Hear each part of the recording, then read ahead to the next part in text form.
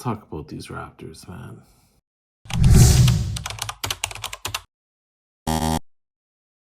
First of all, I'm going to talk about Vince Carter's situation.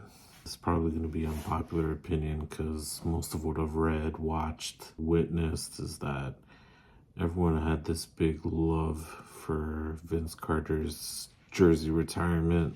I respect it, man. Don't get me wrong. I'm not here to be a hater.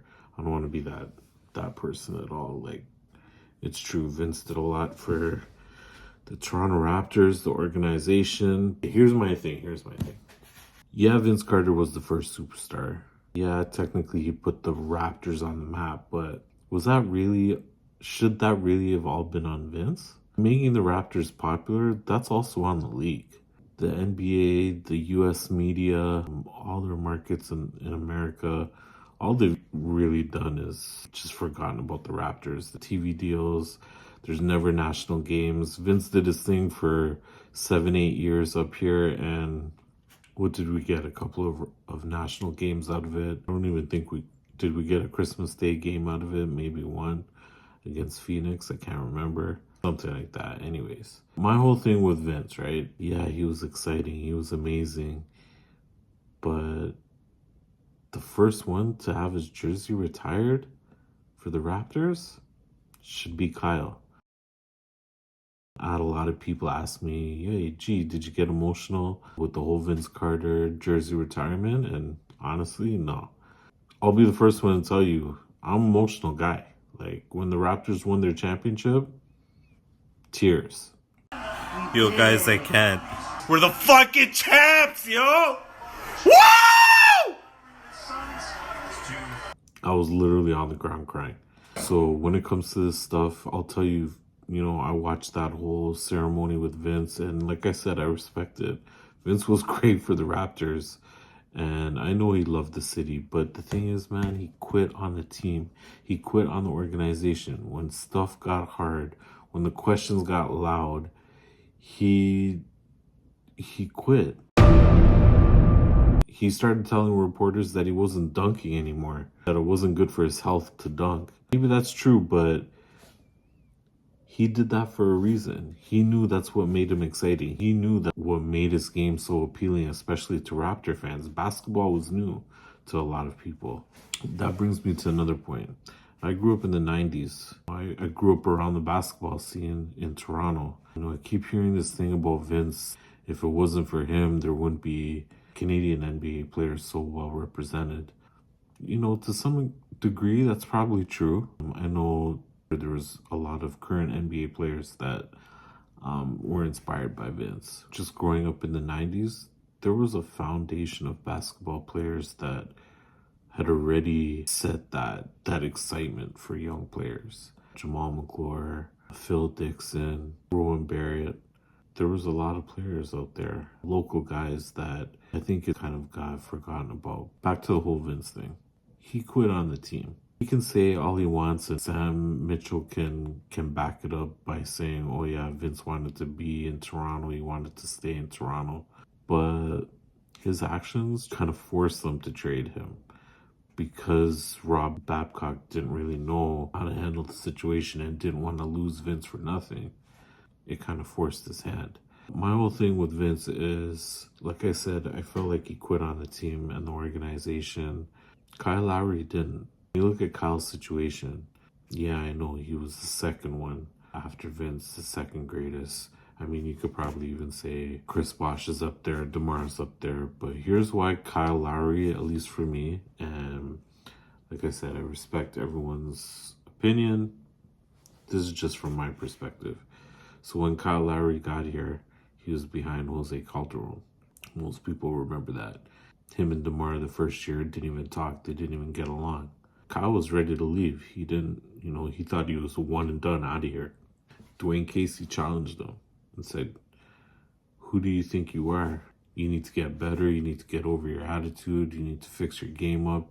You're not a star. You're not an all-star. You're not even a starter yet. Why do you think you could just force your way out of here and any team's going to take you? He put that challenge to Kyle. And what did Kyle do? He worked on his game. Beat out Jose Calderon for the starting job. Started taking control and ownership for his actions as a starter, as a man on and off the court. It showed. And that's the thing in Toronto. I'm going to get into this about the Leafs, but players like Kyle are so well respected because of that. When they're the underdog and they come back and show. That's why everyone loves Wendell Clark, Doug Gilmour, Darcy Tucker, Ty Domi. Those guys are beloved in Toronto because they're grinders and they turned themselves into stars in the city and drove the teams to like playoff appearances year after year. And with Kyle, he just took that to a next level. He took that challenge from Dwayne Casey, and the Raptors went on a run basically for 7 years and culminated in that championship. We know Kawhi came along that 1 year. If it wasn't for Kawhi, I'm not saying it was all Kyle. Obviously, if it wasn't for Kawhi, the Raptors wouldn't have won. But you know what? If it wasn't for a lot of players on that team, they wouldn't have won. Kawhi wasn't the only one. Kyle came up big in the Golden State series. Pascal came up huge in the Golden State series. Fred did his thing against Milwaukee. Kyle did his thing against Milwaukee. Kawhi held Giannis down against Milwaukee. It was collective effort. Serge was there all throughout the entire playoffs. So it was like everyone did their thing for that championship run. When it comes to Vince, though, he quit on the organization when it looked like things were getting hard. The questions were getting loud about his commitment. We all know what he did Game 7 against Philly in the playoffs. I mean, if you're really committed to the team, the organization, you really care about them, the day of Game 7, I'm sorry, you don't attend your graduation.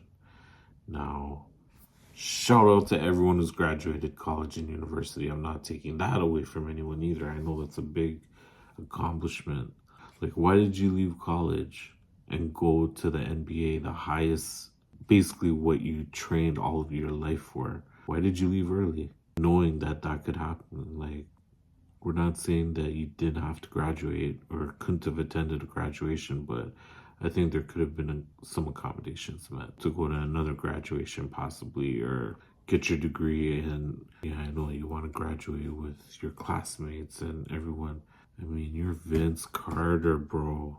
Come on. If your family's there, your closest friends will still come out and support you. They'd still come out and support you. So my whole thing was, why did you leave the day of Game 7 to attend your graduation? It just, I don't know. I can't get over that one. And listen, I'm a day one Raptor fan. I was at the draft in 94. Like, I've seen it all with the Raptors, literally from Game 1. I've seen everything with this team. The Raptors really could have waited. I respect Masai. I love Masai. Come on, man. I love Masai. This one, I think you could have waited, man. I think Kyle deserved this one over Vince. It should have been him to be first, to be honest. I see a lot of people saying, okay, well, if it's not Vince, then it should be Kawhi, or it should be DeMar even, or Chris Bosh. Nah, it's Kyle. Kyle is the greatest Raptor of all time. To me, it's how he believed in the team, this city. This guy views Canada like as his real home. This year's squad, I love this year's squad. They're 2-9 right now, worst record in the league. But you know what? They show up every night to play. Their best players been injured. They've had injuries all year, but you could see the development and the growth already. Watch a lot of and read a lot of media outlets. Watch these guys from Overdrive the other day. Every time they talk about the Raptors, so negative. Oh man, this is going to be an ugly scene for the next 5 years, and they're so bad. And just last year, they were talking about, oh, why didn't this team rebuild and reset? If they were finally going to rebuild and trade Pascal and trade OG, what did you think was going to happen? And you guys automatically assumed that they got back nothing for these guys. Yeah, they let Fred walk, but has anyone seen Fred lately? Has anyone seen Fred in Houston and his output for $40-odd million a year? This guy's getting paid more than Kyrie. Go look up his stats. Is he averaging like 12 points, 4 rebounds, and 5 assists for $40 million, bro?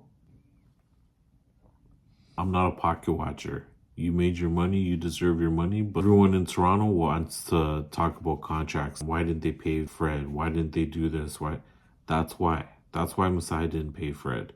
He let him walk, and look how we upgraded. We basically let Fred walk for nothing, but we got Emmanuel quickly. RJ Barrett, and Grady Dick. How's that all looking right now? Everyone wants to talk about this team as an old talent, and they're dead in the water for the next 5 years. They probably won't win a championship the next 5 years. They might. They have a lot of talent. They have good pieces. Scotty Barnes, RJ Barrett, Emmanuel Quickly, Grady Dick. That's not nothing. That's not no talent. RJ's averaging 24 points. Scotty's 20 points a game. IQ is like 18 points a game. Grady is 20 points a game. So you got 4 legit 20-point scorers. You have 3 guys who are averaging 6 assists. RJ's averaging 6 assists. Scotty's averaging 6 assists. And Davion Mitchell is averaging 6 assists. And he's not even the starter since IQ came back, since he's been healthy. Drafted Jamal Shed too. Added Davion Mitchell in a great trade for the Raptors. So I think they're in good position. I think obviously we're probably not going to see that this year, but if they continue to build this program, and you can already see it's a different pace, it's a different game that they're playing this year than they were last year. Last year on the Darko system wasn't good, but this year they're pushing the pace. They play quickly, they play aggressively.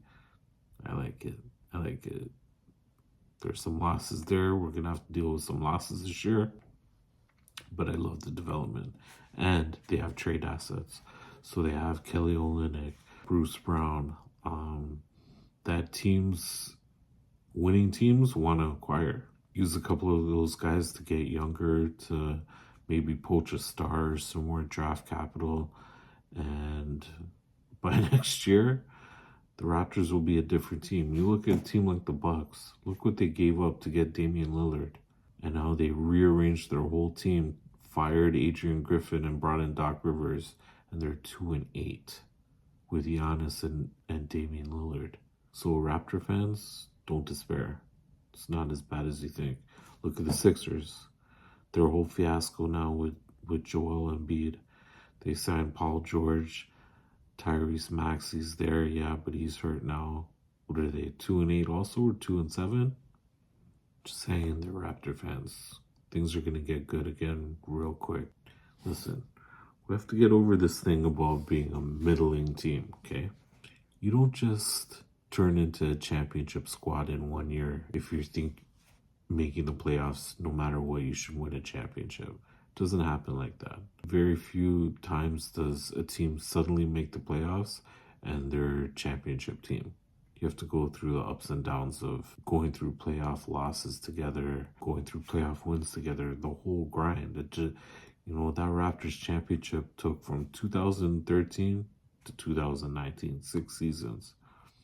But if the fans considered the Raptors a middling franchise and there was pressure out there, Masai would have been patient. In that 6 years, he drafted Pascal, OG, developed them, drafted Fred, developed the chemistry between DeMar and Kyle. I mean, that took 6 years.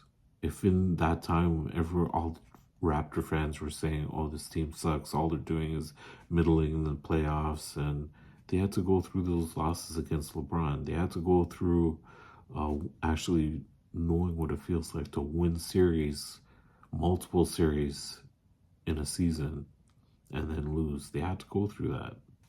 Let this new squad develop. They have young talent, the assets that they have that they could turn into younger talent, and all-stars, and maybe even a franchise-changing player, like how they did with Kawhi. Those opportunities are there again for this team. I like where they're going with how they've built this team. Is Darko the coach for the future? Who knows? He might be. It's obviously he has some kind of positive effect on this squad. I feel like Scotty's a better player under him. RJ's definitely a better player under Darko than he was under Tibbs. I love OG, but I think the Raptors really kind of fleeced the Knicks again on a trade. OG's a great defender, should probably be an all NBA defender every year. Now that he's in the New York media market, hopefully he gets that recognition. In terms of what the Raptors got back, I mean, it's hard to say the Raptors lost that trade. I'm just saying. In addition to what RJ and IQ bring offensively, defensively they're not bad either. Are they stoppers like OG? No. But team defense obviously has to get better with the Raptors. They're still young. But they'll get there. And, eventually they'll get a stopper. So I'm not worried about that. I like where this team's heading. You won't hear analytics from me at all when it comes to sports. The thing I respect all the numbers and analytics, and there's just too many to get into. And I don't know, I just like watching sports and talking about sports from the feeling and the natural. What I see is what I get. I'm not trying to break that down into numbers. There's lots of people to do that, and I respect the game. But just a question about that. I used to be an IT auditor, and I have to wonder, are those analytics numbers getting audited every year by teams? Something to consider. NBA, all the sports, NHL, baseball, are you guys getting auditors to audit these numbers? Are you guys just relying on your analytics department that they're giving you the right numbers? Remember, you guys are making $1 million decisions based on these numbers you're being fed by your analytics departments. I hope they're the right numbers. I hope things are being calculated properly. You're handing out awarding contracts, and I don't know. I just feel like in a lot of the major sports, things have changed. But anyways, that's a topic for another day. Hang in there with the Raptors, because even though they're going to pile up some losses this year, they'll be exciting to watch. Another player I did mention, Ochai Agbaji. I'll get it right. His game has improved from last season too. You could tell he's putting in the work, man, and he's firing from three. I like his game. Shout out Chris Boucher, man. Longest serving Raptor. Only guy left standing from the chip squad. Man, shout out Chris. He's been such a great vet on that team. You look at what he went through last year. I know he was injured a lot, but there were times where he came in, did his thing off the bench, and then wouldn't see the court for a week. And I think this year, yeah, he's playing for that next contract, but he deserves it, man. I'd love to see Chris stay for the long haul in Toronto and just finish as a Raptor. Chris, anywhere you end up being, I'm a fan, bro. Like, you really put in the work, and you really represent the Raptors. So you really brought that energy from the championship squad. It's still kind of lingering because of you. So I hope those guys, I hope they take some of that energy from you, because I like where the program's headed again.